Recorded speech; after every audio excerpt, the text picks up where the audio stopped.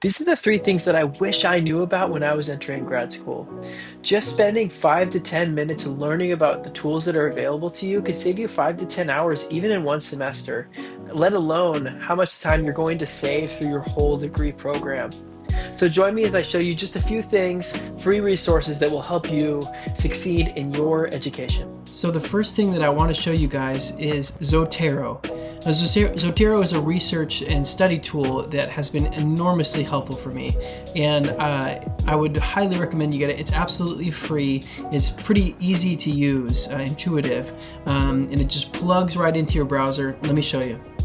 So as we go over to, you just go to Zotero.org. This is where you can download it for Windows or Mac or Linux, anything like that. Once you have that, just go over to your research database. I'm using EBSCOhost right now. I'm logged in through my seminary, through my school, and let's just imagine I'm searching for some research on Matthew 5. So I type in scripture, Matthew 5, something like that. Okay, so we pull up 346 results. I found one. Let's just imagine this is exactly what I'm looking for. Okay.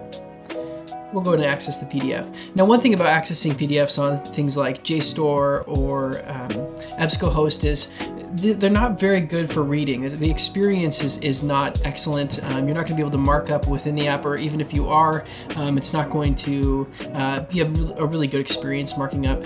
So here we've got the PDF. It looks like, I can do a couple things in here like citing, for example.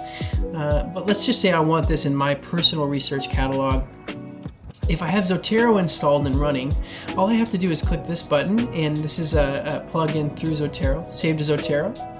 I can save it to any catalog I have, but it'll just save it to my library, and I can even add some tags like Matthew 5, Beatitudes, that sort of thing. I'm sure I spelled that wrong.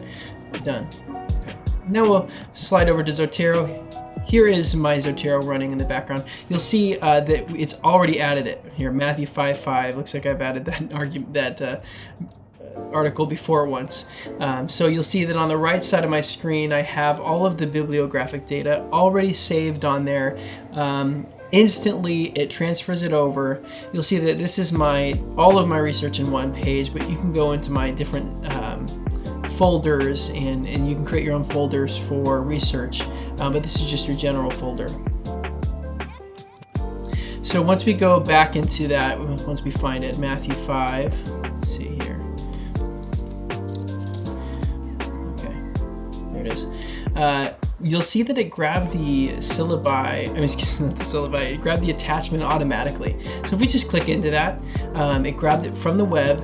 Now we can sort of highlight and annotate, and here, to our heart's content, we can add notes. And you'll see that on the left side of my screen, it's keeping track of those notes and where they are.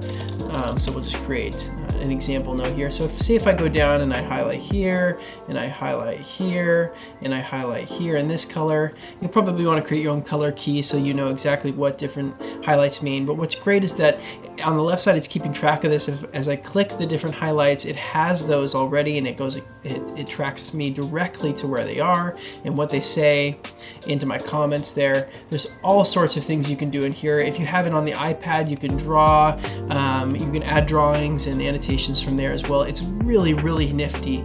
So I highly recommend you get this app. It'll save you tons of time. So this next one is for you audiobook lovers out there. Now, I love audiobooks, and not everyone does, but they can be a really great way to get through a lot of reading in less time. And there's a lot of reading in grad school or undergrad even. Now, the thing about audiobooks is that they're not always available for every book. Lots of books are so niche, especially textbooks and things that recommended readings and syllabi. There's not going to be audiobooks for every book that you're going to need to read in school. So there's lots of workarounds, and I'm going to show you one to be able to get your iPhone to read a book to you in a really high quality voice, and this is completely free. There's tons of apps out there that try to sell this to you for like $20 a month. You don't need to do that. This is actually built into your iPhone, and I'll show you how to do it. This is actually hidden in, and I'll have this on the screen so you can follow along. And this is going to be hidden in your accessibility settings. So what you're going to do is go into your settings and then scroll down into accessibility and then spoken content. Now, it's easy to think I'm going to click the voiceover. I've accidentally used voiceover. It's not the right option. So click spoken content and then make sure speak selection and speak screen are turned on. And then go down into voices. And there's all these different languages in here, but I would say if you're an English speaker like me, you might want to just go ahead and choose English. And then you can pick the voice here on the very top. There's tons of different really high quality voices. I've used Jamie. I think it's a nice, deep, rich voice. There's good female voices in here too. Let's see if I can. You can also just try examples. Hello, my name is Isha. Okay. So once you've selected your voice and the rate, pitch, the volume, the timbre, you can also increase the sentence pause if you want to move it a little slower. So it looks like that's all set. Okay. Now, I have a lot of books on Kindle. You can do this with any reader, but you go into Kindle. Okay. It already pulled up a book for me. Now, if I use two fingers and scroll from the very top of the screen, like this, I do believe that it'll start reading to you. God. It's a shame that we end up having religious It'll wars even because so many of go the to the messages next are page automatically, but if you press skip, it'll go to that next page for you. Common religious beliefs in our culture today. If this is true, it That's couldn't possibly be just one. super easy. There couldn't possibly be. Now, this last one might seem a little silly to some of you, but this has been super helpful for me. And it's for those who like to listen to music while they're studying, but oftentimes lyrics can be really distracting. And also going back and forth between Spotify or YouTube or Apple Music can be quite a jarring break from studying. So I found a couple ways to help your focus, especially if you're an auditory person, if you like to just sink into something, into reading, you like to have something on in the background that's not going to be distracting. These are some options that I think are going to be really helpful for you. Okay, so this next one I want to show you is called Chill Hop Radio. Now, this is a really cool tool, and we'll just navigate to chillhop.com. It's basically a collective of artists and musicians that create music that doesn't have any lyrics, and it's great for focusing. And it's just a special group. So if you click the live button, they have all of these different options. So we go to live, we can hit the music genres. Let's say we want lo-fi hip hop beats. Okay.